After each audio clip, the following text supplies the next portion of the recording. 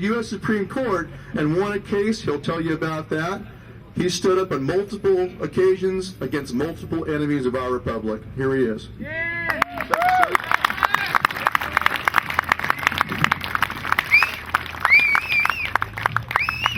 Thanks so much for having me. Let's do housekeeping first.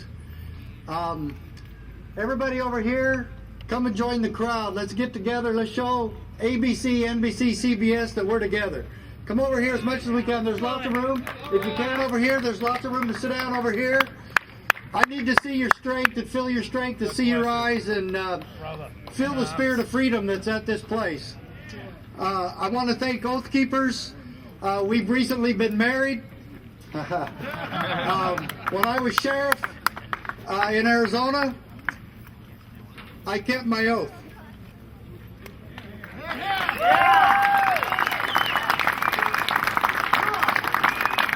And it cost me my job. Who cares? So what? I got another one. Got another. All right, I love this, how this looks. This looks really powerful. Yeah, thank you so much for that. And I also want to thank Ed Vieira and everybody who made this event possible. This is the first time in my life that I've been to Lexington. And I honor the men that are here today that have defended our country, the veterans of war that Janet Napolitano is afraid of. You can be on my team any day. I love you and honor you and thank you for your service.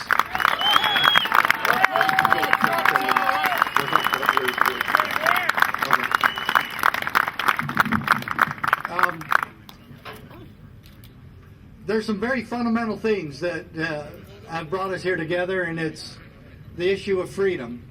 And I want every peace officer in this country to know and understand that you're personally and morally responsible for keeping your oath of office.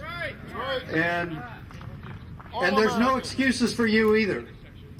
And my new book explains all of that. The County Sheriff, America's Last Hope.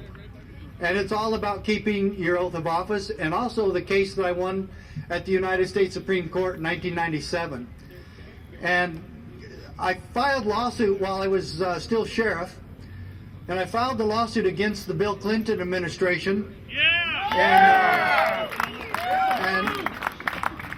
so you might say that I was the only person in history to sue Bill Clinton on a non-sexual matter.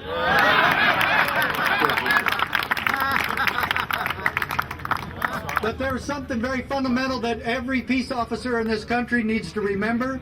Every member of the military needs to remember that we are part of government. And after that famous part of the Declaration of Independence, where it talks about that we're all created equal and that we're endowed by our Creator with certain unalienable rights, chief among those life, liberty, and the pursuit of happiness, then what's the next principle involved? It says why we have government, and it says strictly and succinctly that to secure these rights, governments are instituted among men. That's your job as a peace officer, as a sheriff, as a deputy sheriff, as a member of the military.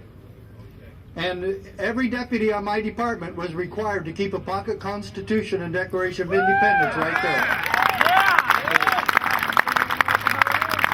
Now why, we talk about oath keepers. Why do we take an oath? Where is it that we're required to take an oath? Why do we take the oath? It's required by the Constitution itself. Article 6 in the U.S. Constitution states clearly, the senators and representatives before mentioned and the members of the several state legislatures and all executive and judicial officers. Sheriffs and peace officers are part of the executive branch. We're the executors of the law, both of the United States and of the several states, shall be bound by oath or affirmation to support this Constitution.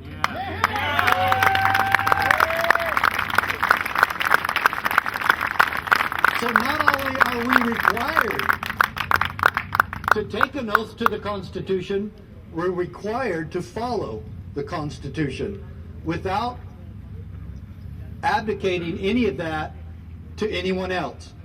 My moral judgment was my own. I work by, for, and of the people to do just that. I have promised them that I will protect and defend their constitutional rights. Okay? Now, in this amazing book, page 1, now anybody can read this. It's really short, so you can read it. Any cop can read it while he eats a donut. That's fine. But Thomas Jefferson on page 1, very first page. When all government shall be drawn to Washington as the center of all power, it will render powerless the checks provided and would become as venal and oppressive as the government from which we separated, the one that started here. So we have King George III all over again. Who can we depend on today to protect us from venal and oppressive government? How about the people who have promised to do that? Your sheriff, your chief of police, your rookie cop. And might this, if you stand for the Constitution and keep your word, might it threaten your job? Who cares? Keep your word. Yeah. Now, I want you to know something that came right from the United States Supreme Court. This was my decision. This is quoted in this decision. I resurrected this. This booklet is irrefutable, undisputable evidence that the sheriff not only has the responsibility and duty, but he's already given his word that he will protect you from tyranny.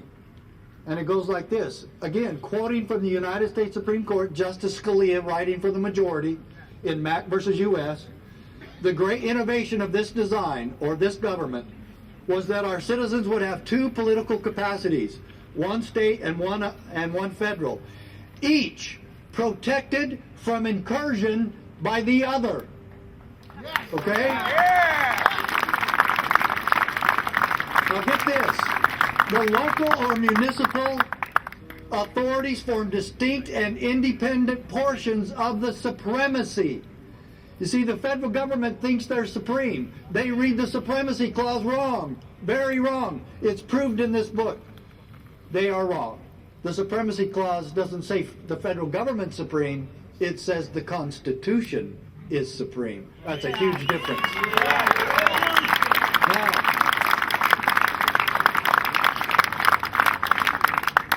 this separation, I'm quoting Scalia and James Madison all over again. This separation of the two spheres is one of the Constitution's structural protections of liberty. The separation of the two spheres of state and local governments between the feds. And the 10th Amendment is what we won this case on. And the 10th Amendment basically tells the federal government this: if we forgot anything, you can't do that either. Hence, again, quoting from the United States Supreme Court, and you can tell why I wrote this book, hence a double security arises to the rights of the people. The different governments will control each other at the same time that each will be controlled by itself. Isn't that amazing? So what happens? Who can we depend on when the federal government refuses to control itself? State and local authorities.